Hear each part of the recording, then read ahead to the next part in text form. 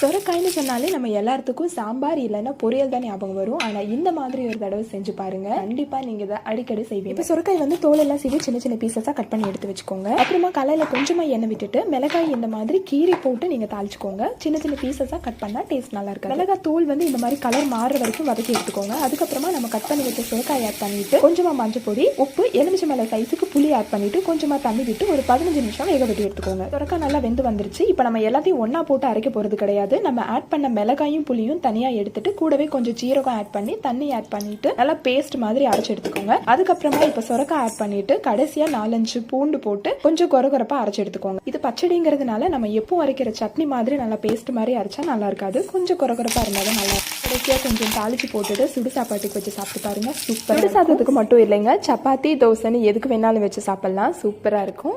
நீங்களும் ட்ரை பண்ணி பாருங்க. ட்ரை பண்ணிட்டு எப்படி இருக்குன்னு கமெண்ட் பண்ணுங்க. வீடியோ பிடிச்சிருந்ததுன்னா சப்ஸ்கிரைப் பண்ணுங்க.